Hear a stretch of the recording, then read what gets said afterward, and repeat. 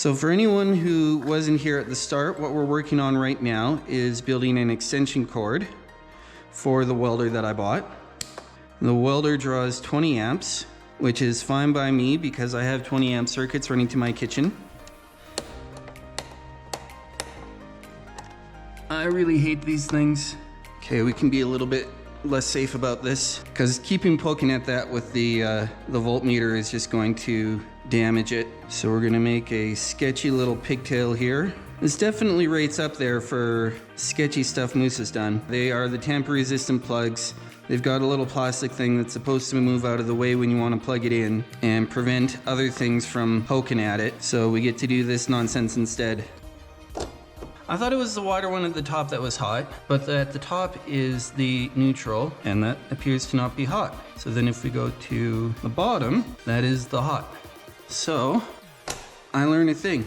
The hot is actually the smaller one, which is important because we needed to know which prong it was to connect the conductors to. These kitchen circuits run on 20 amps. The welder wants to run on 20 amps, so we're good there. But the welder wants like 220-ish volts. And to get that, we're gonna take two different circuits from two different phases so that I can add up the voltage while keeping the amperage the same. Because those are 20 amp and this is 14 gauge, this is a little bit underrated for running 20 amps. So we take the two conductors here and we connect them both to the hot lug, and that effectively doubles the amount of conductors. So by running both the conductors to the one lug, we have a lot more conductor material, which is basically the only difference between running a 12-2 and a 14-2 cable. So this will take care of the issue of it not having the 12-2 conductor, and then we just get to connect all the conductors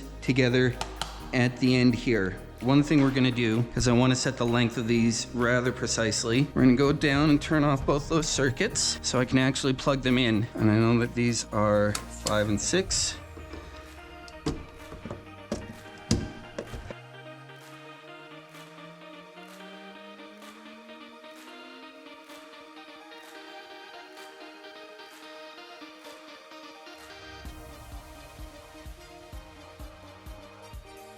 Now this all goes into this little boxy box here. Let's get these cut equal. Let's get these stripped. Of course they're twisted relative to each other.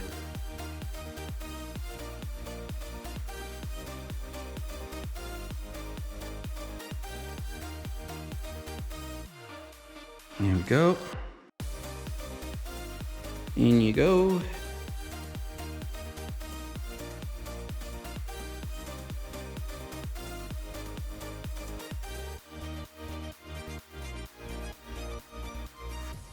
And this is the part I don't like.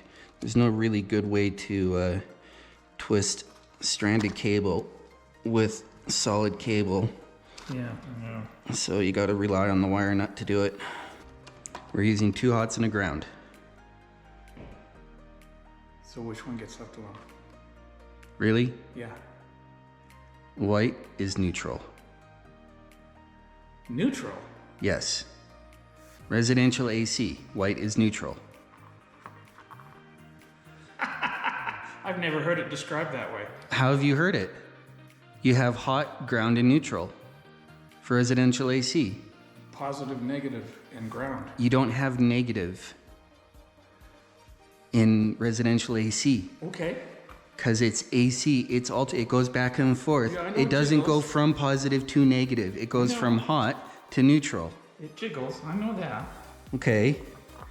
If it was DC, then sure, we can have that discussion. Cover this box up, and then I'm gonna go grab some foam and foam the heck out of this box. Okay, so we're using both phases. Make sure you get the right hot to the right lead on the plug. Well, that's where I want some advice from you. You know better, come on. Mr. Physics teacher. Mr. Physics come on. We don't deal with 220 in physics. Yes, you do. Not in this province. Do you deal with residential wiring at all? No. When did that change? Because you used to. We used to deal with circuits. You used to deal with circuits related to residential wiring. No, not anymore. Okay, well, you used to. So when did that change? We never did 220 volts. You used to do residential wiring. Only very, very superficially. You used to do residential wiring. Why'd you cut the prong out? You broke that off. No, I didn't. I bent it back. See, I told ya. I told ya. Of all the ways you could find to screw that up, you literally found the only one. Okay, the way these work is you push them in. Okay, and then when you want to pull them out, they're held there because they got little grippies. Yes, I understand that, but now it's harder to get them out. Okay, well, the point is to not get it out. You want to have that holding it in position so that if there's anyone pulling on this, if anyone's yanking the cable around or yanking the cable by the outlet, then your strain relief is on the plastic and on the sheathing rather than on the actual connection at the plug. And who would be pulling on it? Me. You would? Yes. Really? Yes? Oh my goodness. This guy, though. Ouch. You want to be careful because those wires can get a little bit sharp. Pokey. Ooh, that sounds neat. That will not damage my floor now. Yeah, good. Is that for green? And that's for red. And Equipment green? Really? Equipment green. I know it's ground. Okay. Okay. So which one is the ground? Well, if it was me doing... On the plug. This is the ground. Okay. There you go. And that's this wire. There you go. Okay. That's what I thought. Now, how do you know which other one goes to which other port? Does it matter? Are you asking? Yes. Why? Because I don't think it does. Then you should say that. Okay. Have an opinion. Yeah, and then you'll tear it apart.